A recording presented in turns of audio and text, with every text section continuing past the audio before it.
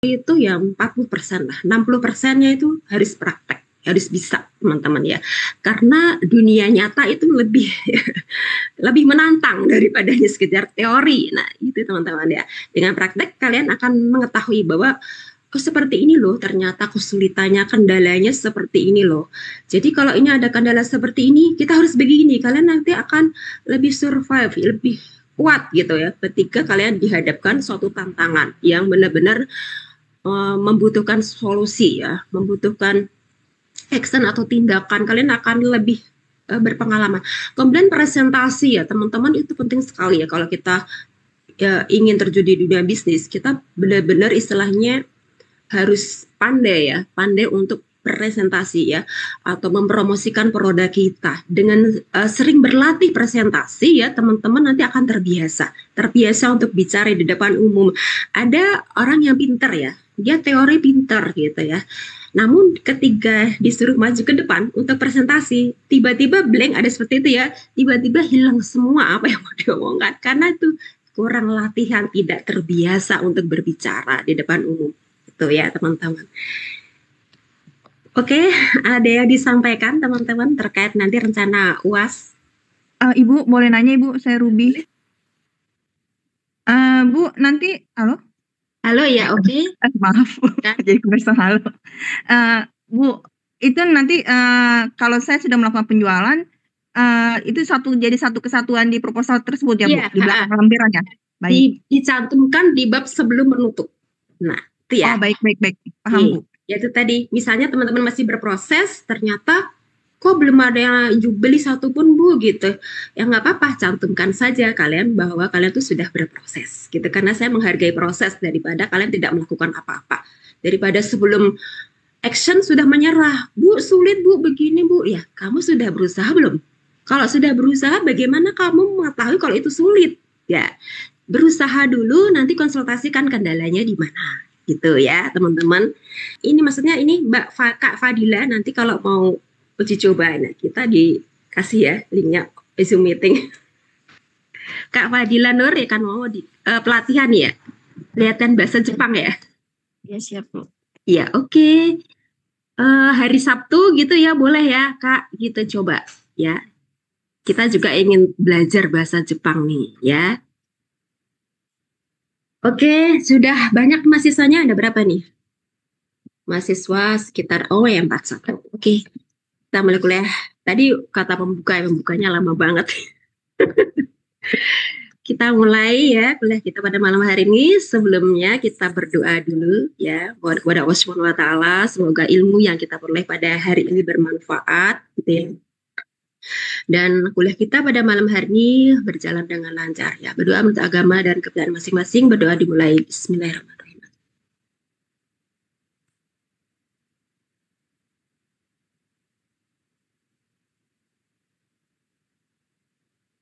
Amin ya, amin ya rabbal alamin. Berdoa selesai. Ya. Oke, teman-teman. Saya akan mulai kuliah kita pada malam hari ini ya. Tidak usah presentasi dulu ya. Saya mau kasih teori dulu ya.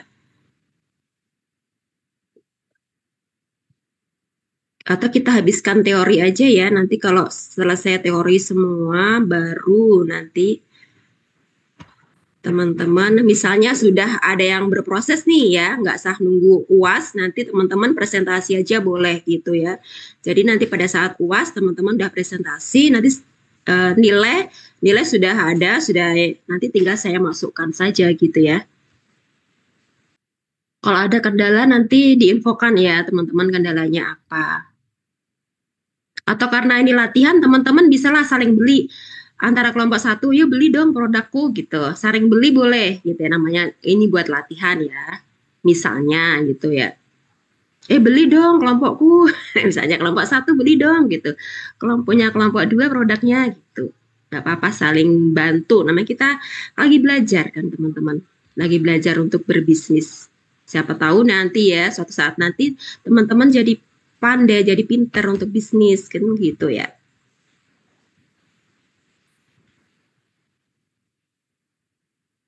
Saya bukai dulu materinya ya.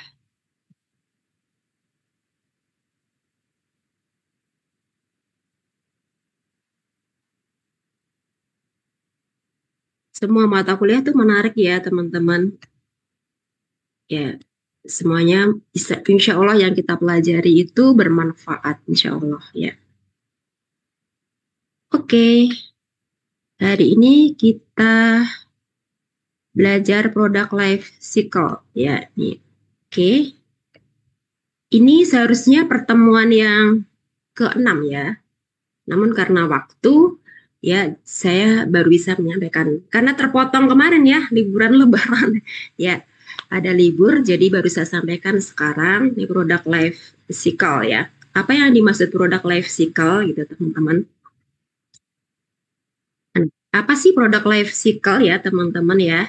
Nah, teman-teman tentunya pernah melihat kan ya, ataupun mengalami ya suatu masa kejayaan suatu produk gitu ya. Produk itu dulu sangat digemari ya. Namun sekarang sudah tidak ada lagi produknya, sudah tidak keluar lagi gitu ya. Bahkan sudah tidak produksi lagi gitu ya. Nah ini, jadi suatu produk itu tidak selamanya booming ya, selalu di atas. Jadi ada siklusnya. Nah ini produk life cycle namanya ya. Kira-kira produk apa? Teman bisa sebutkan nggak yang dulu produknya ngetren gitu? Wah keren banget. Nah, sekarang sudah nggak ada kabarnya gitu. Sudah kalah dengan pesaing-pesaing yang lain. Coba sebutkan kira-kira apa? Sekarang hilang di pasaran yang dulu produknya sangat digemari oleh anak muda gitu ya, bahkan orang tua juga. Nah, coba ada nggak kira-kira sebutkan kira-kira apa gitu teman-teman? Yuk, kira-kira apa produk yang sekarang sudah hilang di pasaran gitu, bahkan sudah turun ya, tidak seperti dulu lagi ya. Yuk, ada yang bisa menyebutkan? Saya Bu, dulu Ya, kan waktu ya, oke. 2013, 2014-an tuh Mm-mm. ada gelang yang bentuk-bentuk gitu, ada bentuk binatang kayak Lah, gitu. Nah dulu tuh waktu saya SD tuh itu sempat viral, tapi sekarang udah nggak ada. gelang yang bentuk binatang ya, Iya, 2000, 2014. iya Oh 2014, iya, itu 2013-an ada seingat saya. brandnya nggak tuh? Produk ada brandnya Nggak nggak? ada, itu beli Nggak di ada ya? abang-abang yang jualan mainan loh Bu. Oh iya ya, sekarang nggak ada lagi yang jual ya? Iya, sama Iya ada iya. jam Hmm. tangan yang bisa ganti-ganti warnanya, kayak si Oh iya. buletannya tuh bisa diganti gitu. Oh iya, sekarang nggak ada ya? Sekarang masih ada, cuman mungkin Cuman tidak udah tidak jarang yang pakai kali ya. tidak apa ya, tidak digemari lagi ya seperti dulu ya. Iya, sama ada itu loh Bu, tahu nggak sih yang kita Lumbens itu yang gelang dari karet kita bikin sendiri. Iya ya. Itu mah masa kecil saya ya. Dari karet. Sekarang mana mau ya bikin pakai gelang pakai karet.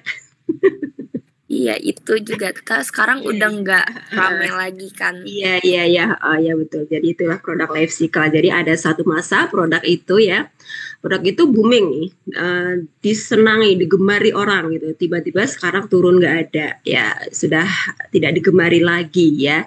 Trennya sudah ganti ya, tidak seperti itu lagi ya. Kemudian ada lagi yang bisa mencontohkan dari produk Tupperware, Bu. ya, Nokia, Bu, Nokia. iya, Pakai iya, Nokia. betul. Betul sekali Nokia ya, yang dulu BlackBerry, Nokia. Nokia, ya betul sekali Kak Maria ya. Tupperware Bu. Tupperware, ya sekarang sudah nggak itu lagi ya, nggak ngetren lagi ya Tupperware karena ada produk lain mungkin ya selain Tupperware ya. Jadi produk selain Tupperware apa ya sekarang ya produknya ya. Banyak sih ya, gitu ya pesaingnya ya selain Tupperware ya. Nah, dulu juga wah heboh banget Tupperware sampai ibu-ibu rumah tangga jadi ikut marketingnya ini Tupperware. Ya betul. Nah ini produk life cycle. Jadi satu produk itu ya ada masanya dia booming, kemudian entah beberapa tahun ya, 3 tahun, 4 tahun dia mulai turun, bahkan sekarang sudah tidak produksi lagi ya. Ada Nokia tadi mainan tadi ya, kata Kak Linda tadi gelang-gelangan tadi ya, anak-anak ya jam tangan ya.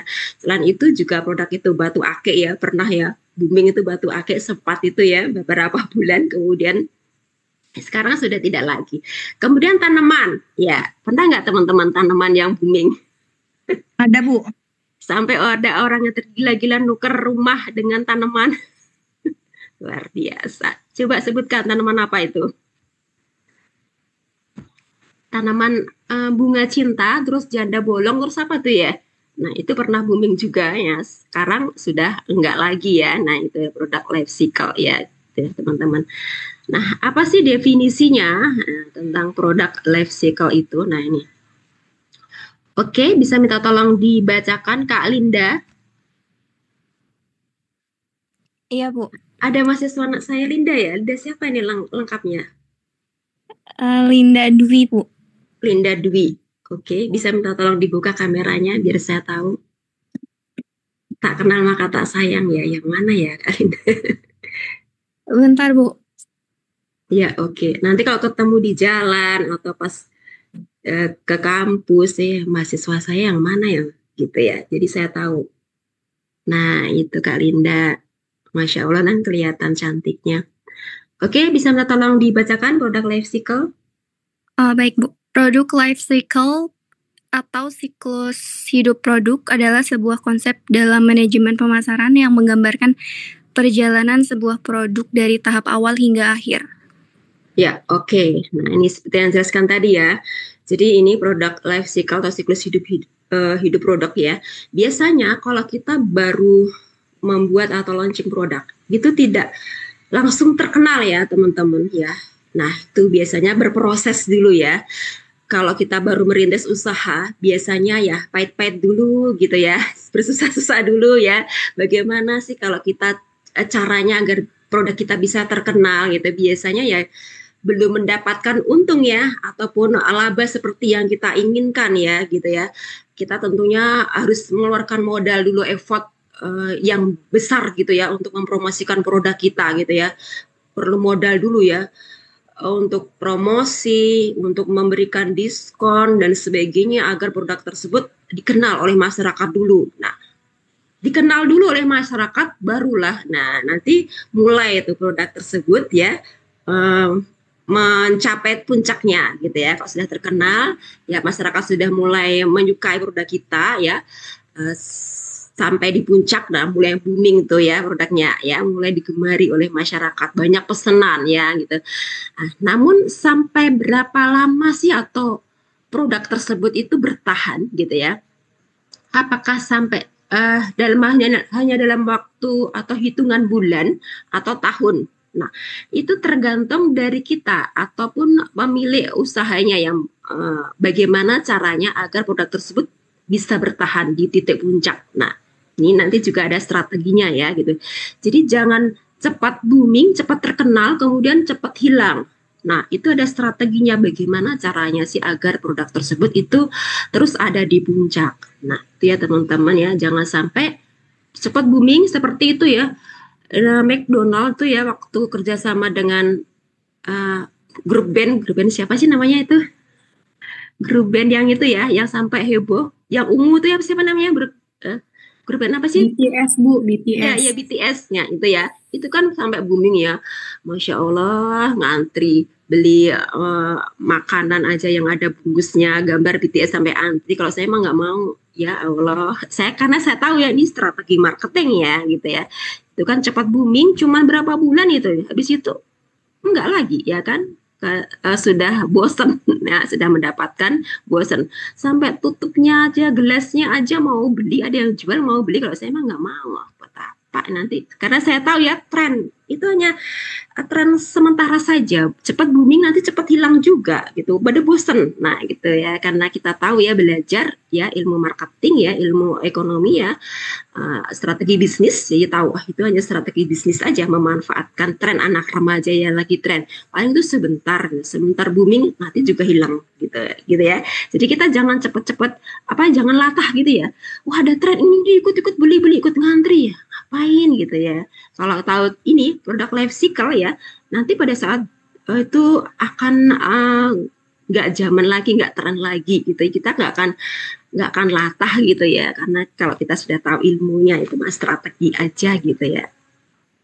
Sebentar ya, ada azan sebentar. Bentar.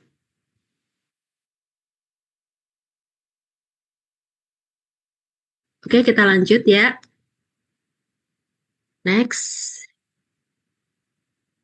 Nah, untuk selanjutnya teman-teman, kenapa sih siklus hidup produk itu harus dipahami ya? Kenapa sih seorang pebisnis ataupun yang sedang merintis usaha harus memahami ini ya, siklus hidup produk ya? Nah, ini karena teman-teman ya, zaman terus berganti dan semua produk itu ada masanya, gitu ya. Jadi tidak selamanya ya, apa yang tren hari ini ya, itu akan terus ya, terus di posisi atas, di posisi puncak ya. Jadi seiring dengan bergantinya zaman, apalagi teknologi ya, teknologi digitalisasi yang begitu cepat gitu ya. Jadi yang saat ini jadi tren, belum tentu tahun depan itu jadi tren loh teman-teman. Nah gitu ya, karena zaman terus berganti dan semua produk itu ada masanya. Nanti saya kasih contoh ya. Nah ini saya kasih contoh nih teman-teman ya, untuk menggambarkan ya, yang kenapa sih kita harus mengetahui ya siklus hidup produk ya. Nah ini ya, ini contohnya ya. Jadi kalau saya memberi teori langsung dengan contohnya. Jadi teman-teman tergambar tuh, lebih mudah untuk menggambarkan ya dimaksud siklus hidup produk itu apa. Nah ini contohnya. Contoh mudahnya, ini sebentar. Malah saya keklik nih.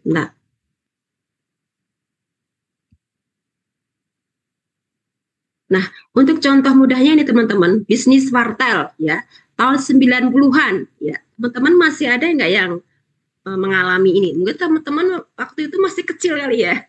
Kalau saya masih sudah mengalami, Mbak Ruby mungkin ya, mengalami ini, telepon di wartel. Zaman dulu ya. Bisa aja. Iya, ya sudah seumuran saya pasti mengalami seperti ini. Nah, teman-teman mengalami nggak ini? Telepon umum, ya pakai koin, kemudian teleponnya nggak nyambung-nyambung, kita gebrak-gebrak. Pernah ngalami nggak ya? Mungkin teman-teman nggak ya? Nah, kalau saya ngalami waktu itu ya. Ya, siapa di sini yang ngalami? Ngantri di warteg. Oh iya, masih Jericho. Jericho kelahiran tahun berapa yang mau sudah ngalami? Saya 2004 sih Bu, mungkin sekitar 2010 sampai 11 kayaknya Bu, saya pernah nyoba. Oh iya, nah itu ya. pokoknya masih ada Ibu. Hah? Masih ada Bu, di jalanan masih ada. Tapi nggak berfungsi. Iya, udah rusak ya. Kalau tahun berapa ya? 98 atau 99 ya gitu ya, baru ada 99 ya mungkin, ada handphone Nokia, tapi Nokia itu gede banget. Nah, sampai saya punya waktu itu, waktu kuliah. Dia keren ya, mahasiswa zaman dulu ya, masih punya handphone gitu ya. Handphone Nokia yang gede banget itu ya teman-teman. Ingat gak baru itu handphone yang gede banget? Nah, Bu, bukannya urutannya pager ya Bu ya? Pager, wartel, ya, handphone yang gede. Iya, pager dulu, emang pager ya. Habis itu terus Nokia itu ya yang gede itu, ya kan? Iya Bu. Nokia gede banget ya. Sama saya berarti hebat juga ya gitu, kuliah bawa handphone. Berarti itu orang kaya Ibu yang punya handphone zaman dulu. Ya tahu aja. Dia waktu itu motornya ada GL Pro. Zaman dulu keren di zaman dulu. Nah ini transformasi motor. Nah ini cerita saja ya teman-teman, selingan buat hiburan. Transformasi motor. Nah ini ya Honda S90 tahun 64, 69. Nah ini yang masih eksis sampai sekarang itu Honda ya. Kenapa Honda itu eksis sampai sekarang? Karena dia itu terus berinovasi. Ya, nah ini kita lihat nih tahun 64 sampai 69 ini modelnya seperti ini ya, kayak capung ya. Kemudian tahun 73, 70, tahun 70 ini, tahun 71 itu dia terus berinovasi Honda. Jadi mengapa Honda itu sampai sekarang itu masih eksis ya? Karena dia terus mengembangkan inovasi-inovasi ya. Ya mungkin mesinnya itu saja gitu ya.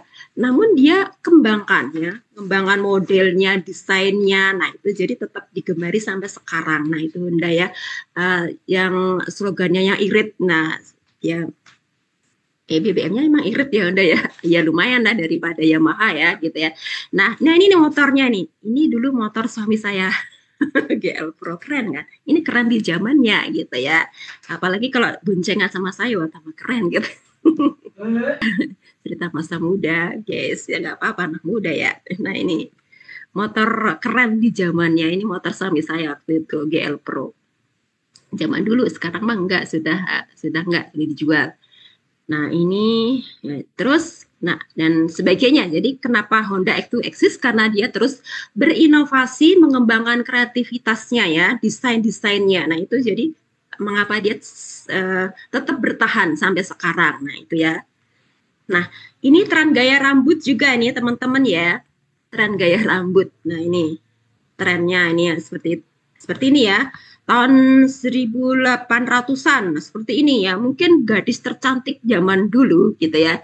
Kalau dia memiliki gaya rambut seperti ini mungkin ya, ini dikatakan cantik. Wah, jadi merasa cantik gitu ya, perasaannya sendiri mungkin ya. Wah, aku kalau sudah membentuk rambutku seperti ini, itu berasa cantik loh gitu. Ini di zamannya gitu ya. Kalau sekarang itu model apaan sih begitu kerwal-kerwal gitu. Udah nggak masuk ya di zaman sekarang. Nah ini tahun 40-an. Nanti saya kemana sudah saya bagi ya ini materinya. Kemudian rambut tahun 50-an seperti ini. Wah ribet amat nih ya. Gimana prosesnya ya sampai begitu ya. Seperti burung merak. Gimana caranya yang disasak, dikasih spray mungkin ya. Ribet amat gitu, tidak praktis ya zaman dulu. Tapi itulah kecantikan di tahunnya di zamannya ya. Wanita cantik di zamannya itu kalau dia memakai ataupun menggunakan model rambut seperti itu, ya itu wanita cantik di zamannya gitu mungkin ya. Nah, ini tahun 70-an, kemudian tahun 80-an nih zamannya keriting rambut nih ya. Tahun 80-an ya, rambutnya suka dikeriting ya, ini ada obatnya sendiri ya kalau ke salonnya. Ini saya juga pernah mengikuti tren seperti ini nih, zaman saya SMP gitu ya.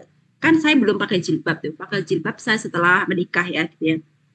Nah, saya juga keriting rambut saya waktu itu gitu, karena lagi tren waktu itu, lagi di zamannya ya, sekitar tahun berapa ya, tahun 80 90-an ya, tahun 90-an ya. Waktu itu juga masih ngetren tuh rambut keriting ya. Saya pergi ke salon, saya keriting nih, aku pengen dong punya rambut yang keriting. Nah, ya seperti ini nih modelnya keriting, tapi nggak terlalu mekar seperti ini. Nah, gitu ya.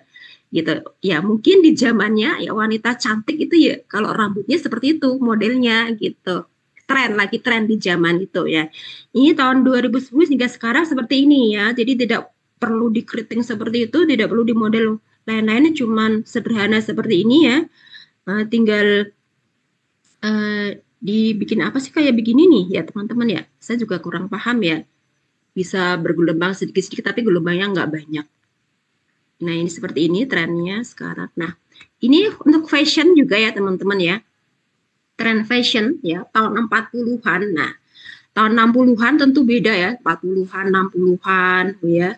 Kemudian tren fashion tahun 70-an ini ya, yang cut brain ya apa ya, celana tapi lebar nih adalah tren bapak saya waktu kuliah gitu. Bapak saya kan kuliahnya di Undip ya. Saya lihat foto-fotonya itu sama mahasiswa itu ya, tahun 70-an, tahun 70-an ya. Mungkin ya kali tahun segitu ya kurang lebih ya.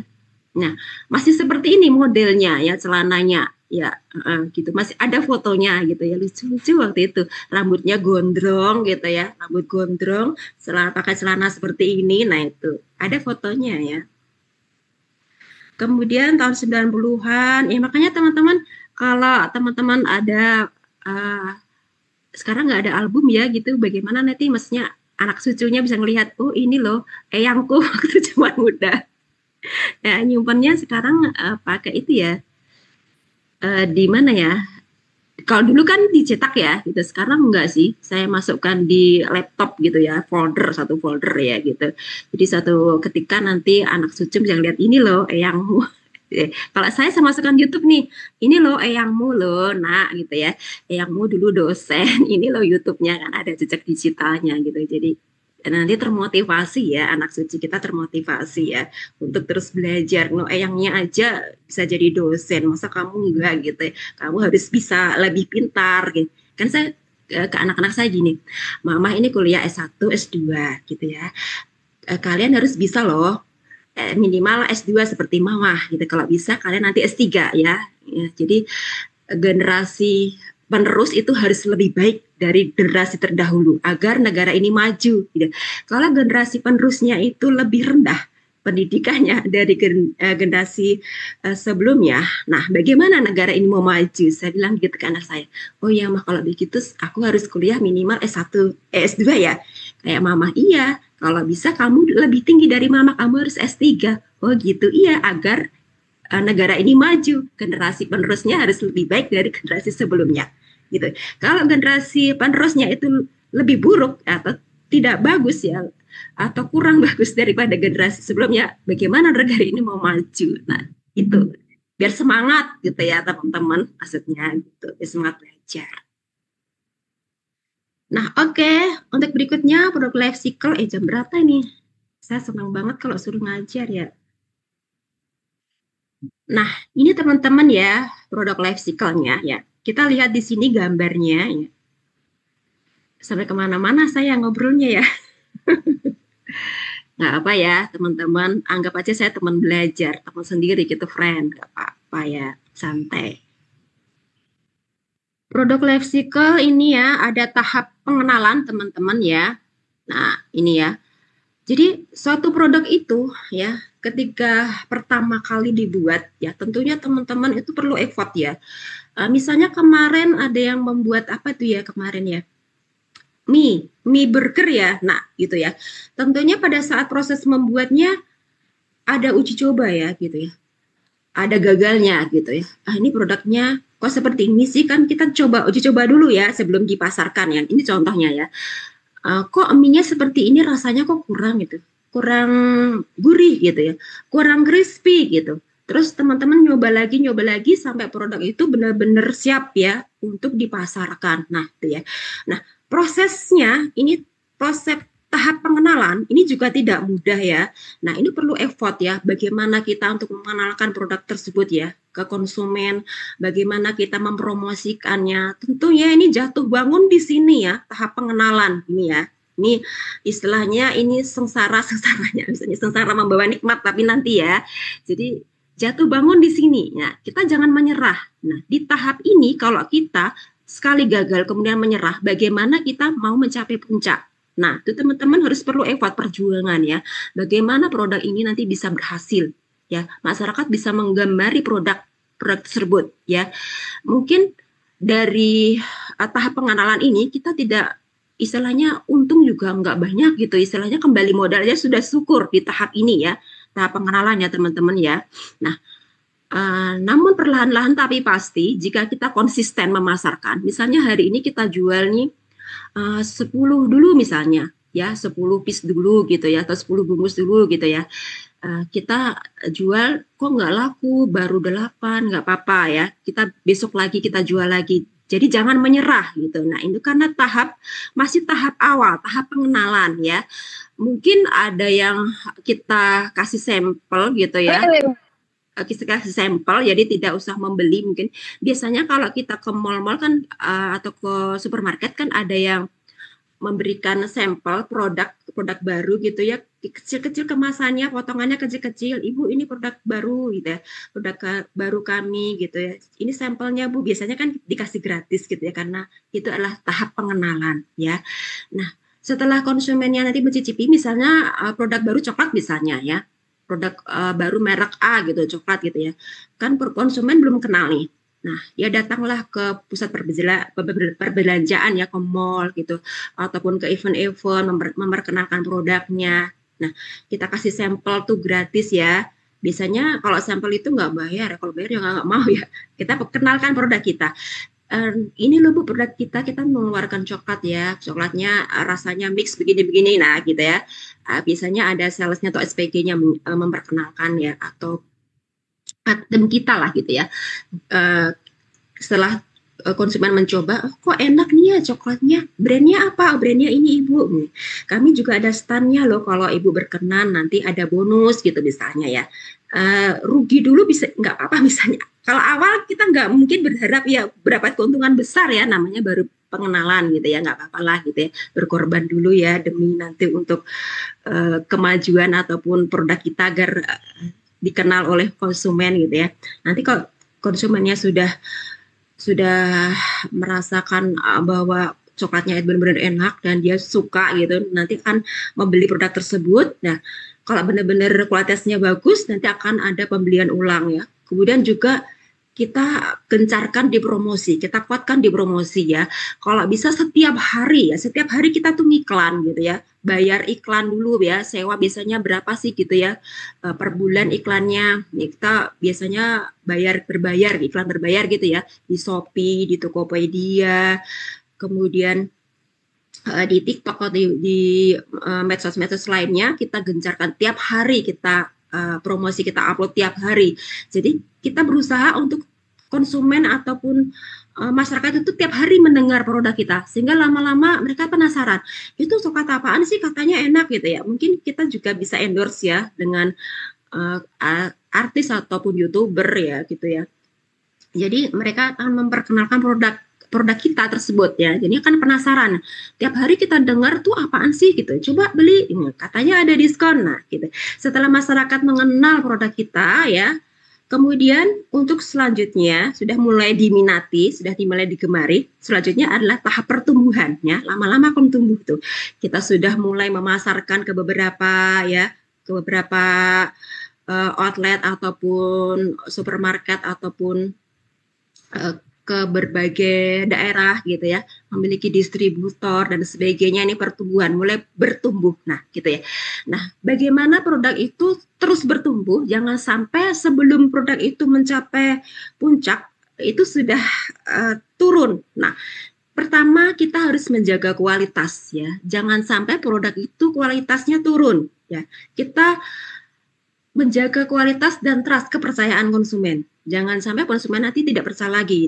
Katanya produknya bagus, tapi ternyata kok seperti ini. Nah, konsumen sudah istilahnya sudah kecewa, sudah tidak percaya lagi, ya gitu. Jadi tetap menjaga kualitas dan kepercayaan konsumen, dan juga istilahnya service excellent. Nah, kita berusaha untuk service excellent, istilahnya memberikan pelayanan yang terbaik ya kepada konsumen kita. Nah, gitu ya. Jangan sampai konsumen kecewa ya. Misalnya kalau ada komplain, kita segera tangani dengan baik ya. Meskipun ya kita itu di pihak yang benar. Kadang-kadang konsumen suka ngeyel, ya nggak apa-apa lah gitu ya. Ngalah sedikit nggak apa-apa ya gitu. Karena kalau apalagi ibu-ibu itu kan Nah, kalau dia itu sudah komplain gitu, komplainnya nggak ditangani dengan benar, dia kemana-mana ceritanya. Apalagi ibu-ibu komplek gitu ya, itu bahaya banget ya. Sudah ngalah gitu ya, nggak apa-apa. Misalnya ini tuker dong, masak begini kemasannya gitu kan, ibu-ibu. Ya udah bu, maaf ya bu, gitu ya udah tuker. Lebih baik begitu kita ngalah, karena kita masih di tahap pertumbuhan. Nah ini ya teman-teman. Nah ini jadi kita berusaha untuk menumbuhkan kepercayaan konsumen bahwa produk kita bagus, produk kita berkualitas. Kalau konsumen nanti sudah percaya produk kita, nanti akan ada pembelian ulang ya. Kalau konsumen dah kapok ya, tidak percaya lagi dengan produk kita, dia akan kapok, tidak mau membeli lagi produk kita, dia akan beralih ya ke lain hati ya, membeli produk lain. Nah itu teman-teman, itu bahaya. Nah ya, kemudian setelah itu tahap kematangan. Nah ini ya, jadi produk sudah benar-benar brandnya itu sudah terkenal ya, kita sudah memasuki masa puncak-puncaknya. Nah kalau sudah memasuki masa puncak ini enak ya teman-teman ya, masyarakat sudah mulai percaya produk kita, sudah banyak pesanan kesana kemari, sudah punya distributor banyak, cabang-cabangnya di mana-mana. Nah, kalau sudah sampai puncak ini, nah itu kita harus hati-hati ya, karena apa? Jika produk kita sudah terkenal ya, sudah banyak digemari, itu banyak pesaing-pesaing kita atau orang itu yang iri, sirik, dengki. Nah itu banyak, itu biasa. Kalau kita sudah di puncak sukses, itu banyak yang iri, dengki ya, pingin meniru produk kita, itu biasa. Ada ya. Kalau nggak salah kenaikan instalasi. Oh iya. Sebentar ya. Nah, itu udah biasa. Nah, kita harus bisa mengantisipasinya. Bagaimana caranya ya ini agar produk kita itu tetap di puncak gitu ya, dan tidak kalah bersaing. Ya, kecuali kita tetap menjaga kualitas dan kepercayaan. Nah, kita harus berinovasi ya, seperti contohnya tadi Honda yang terus berinovasi dari tahun ke tahun, dia selalu mengeluarkan produk baru. Demikian juga iPhone ya, selalu mengeluarkan seri-seri terbaru. Padahal ya dalamnya mesinnya itu saja gitu ya, mungkin hanya dia sedikit poles sedikit, pakai apa ya, desainnya sedikit, ataupun dia kasih fitur-fitur apa tambahannya. Itu adalah bagian dari proses dia untuk kreativitas dan inovasi untuk mempertahankan ini ya, agar dia tetap di puncak. Nah, jangan sampai konsumennya itu tertarik ke lain hati. Nah, bagaimana biar konsumenku tetap mencintai aku? Contohnya, misalnya gampangnya seperti itu. Jadi, mencintai produk tersebut ya, tidak beralih ke lain hati. Nah, ini seperti kejadiannya, seperti tadi yang teman-teman sebutkan ya. Kejadiannya Nokia dan BlackBerry. Nah, dia terlalu pede di saat dia mencapai puncak. Nah, dia tidak waspada, tidak mengeluarkan kreativitas, tidak berinovasi, tidak tahu kalau ada pesaing yang berusaha untuk membuat produk ya yang lebih bagus dari dia. Karena terlalu kepedean kalau sudah di atas. Nah, ini juga ya. Jadi harus terus berinovasi, terus belajar, terus menggali informasi. Kita harus tahu tren ya. Trennya apa sih kira-kira gitu ya. Tren remaja seperti misalnya kalau keren BTS ya, suatu produk apa ya, HP apa ya itu ungu ya, BTS ya, warna ungu ya. Saya pernah lihat ya. Ya trennya pemuda, anak remaja lagi tergila-gila BTS nih gitu ya. McDonald aja menggandeng BTS nih ya gitu ya. Terus ada juga handphone yang juga menggandeng BTS ya. Dia juga ungu juga nih ya desainnya gitu ya. Nah itu tren ya. Tren, mengikuti tren, jangan lupa ya. Karena dari tahun-tahun itu kan trennya selalu berbeda-beda ya gitu. Kita juga harus mengikuti tren, dan kita juga target kita mengetahui juga target pemasaran kita siapa sih sebetulnya. Nah, trennya apa sih di usianya remaja ya? Trennya remaja itu apa sih ya di tahun ini atau tahun depan kira-kira apa? Nah, gitu. Bisa juga kita menciptakan tren. Nah, bisa misalnya kita menciptakan tren ya. Aku akan misalkan pakaian ya. Seorang yang memiliki pakaian desainer ya, kalau dia tetap agar produknya atau brandnya gitu ya tetap di atas, dia bisa juga menciptakan tren. Nah gitu bisa, karena media sosial kan banyak nih, mudah ya, lebih mudah.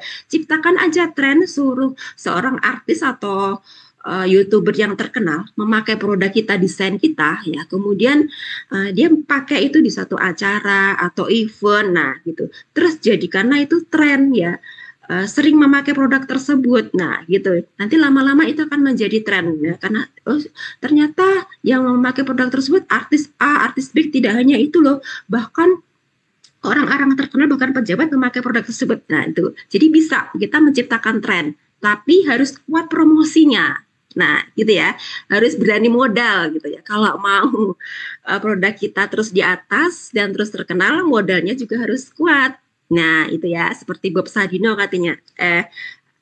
Bob Sadino ya, pernah bilang ya, kalau kita mau untung besar, modalnya harus besar gitu ya. Hanya Bob Sadino yang membantah teori ekonomi ya, dengan mengeluarkan modal sekecil-kecilnya untuk mendapatkan untung sebesar-besarnya. Hanya Bob Sadino ya, selama saya membaca buku ya, yang membantah teori ekonomi. Kalau ingin modal besar, maksudnya kalau ingin untung besar, modalnya ya harus besar. Jadi nggak mungkin kalau mau untung besar kok modalnya kecil. Kalau modalmu kecil, untungnya yang kecil, intinya gitu maksudnya ya. Jadi kalau sampai puncak ini ya, kalau pengen tetap di atas, harus melakukan hal-hal besar gitu ya, kreativitas dan inovasi, pemasarannya harus diperkuat, mengeluarkan produk-produk baru, inovasi baru, pemasarannya harus diperkuat ya. Jangan lupa terus untuk menggali ilmu, info ya, informasi ya, penelitian gitu ya. Jadi penelitian kita membagi kuesioner gitu ke survei kepuasan pelanggan ya, pelanggan kita ya. Setiap tahun kita harus survei pelanggan gitu, kepuasan pelanggan ya. Kita minta info dari pelanggan, kira-kira produk kita tuh kurangnya apa. Pelanggan itu maunya kita tuh mengeluarkan produk seperti apa? Kita libatkan konsumen kita atau pelanggan kita. Ibu pengennya seperti apa sih agar ibu menyukai produk saya? Inginnya inovasinya seperti apa? Bisa ya, kita libatkan konsumen atau masyarakat gitu ya. Misalnya pendapatnya, aku ingin seperti ini loh produknya. Aku ingin misalnya es krimnya. Es krimnya itu rasanya kombinasi gitu. Ada toppingnya seperti ini. Kalau dimakan itu rasanya itu maknyus gitu ya. Dan kita bisa merasakan beberapa varian rasa dari satu gigitan misalnya. Oh, ibu seperti itu, iya gitu ya. Terus kita gali lagi dengan kita cari info lagi dengan konsumen yang lainnya seperti apa ya, kemudian seperti setelah itu kita simpulkan ya, ternyata keinginan konsumen menginginkan produk yang seperti ini. Nah, gitu ya. Kemudian kita coba untuk membuat seperti itu, diuji coba produknya, kemudian coba dipasarkan. Nah, gitu ya. Setelah konsumen menyukai ya produk tersebut, kita baru memproduksi dalam jumlah yang banyak ya. Jangan sampai dalam tahap pengenalan baru tahap awal kita sudah memproduksi dalam jumlah banyak ya. Jadi belum tentu nanti akan habis karena kita tidak tahu ya berapa persen sih ya konsumen menyukai produk kita karena baru pengenalan. Kalau pengenalan ya jangan memproduksi banyak ya, sedikit dulu gitu ya. Nanti kalau sudah masuk ke tahap ini, kematangan barulah kita mengetahui trennya. Tren permintaan per bulan itu berapa unit sih? Nah, gitu, karena sudah ada data ya, gitu teman-teman. Nah, kemudian bagaimana kalau perusahaan tersebut atau satu produk tersebut tidak pernah ada inovasi ya, tidak pernah membuat survei kepuasan pelanggan ya, seperti yang saya contohkan tadi ya. Pelanggan puas nggak sih, senang nggak sih dengan produk kita? Produk kita tuh kurangnya apa sih? Itu penting sekali ya, kita membuat survei kepuasan pelanggan. Bisa dengan wawancara langsung atau kita membuat kuesioner, itu bisa. Nah, dengan begitu kita akan melakukan evaluasi, terus memperbaiki diri dan berinovasi. Nah, bagaimana kalau itu tidak dilakukan? Nah, lambat laun produk tersebut akan mengalami penurunan. Ya, seperti contoh tadi ya, Nokia, BlackBerry itu lambat laun akan mengalami penurunan. Nah, ini ya, bahkan masyarakat pun lama-lama atau lambat laun tidak mau membeli produk kita gitu ya, karena produk kita kurang inovasi, sudah tidak digemari lagi ya gitu. Istilahnya sudah ketinggalan zaman, sudah nggak keren lagi lah gitu intinya. Nah, itu lama-lama akan mengalami penurunan dan akhirnya produk kita tidak laku di pasaran, akhirnya tutup. Nah, gitu ya. Karena itu tadi kurangnya inovasi ya, kurangnya kreativitas. Nah, bisa juga teman-teman ya, kita bisa memprediksi misalnya ya, dari pesaing-pesaing kita bahwa kira-kira nih ya, produk ini itu paling cuman di masa puncak atau kematangan itu paling kira-kira cuma 2 tahun, 3 tahun misalnya. Nah, sebelum turun, kita coba untuk membuat produk pesaing tapi punya kita sendiri ya. Jadi kita memiliki produk, tapi kita memiliki produk saingan produk kita sendiri.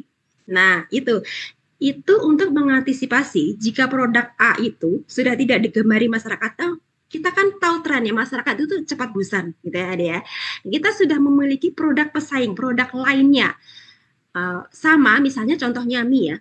Indomie, mie sedap itu bukannya dari satu PT ya. Nah, dia menciptakan pesaing di perusahaannya sendiri.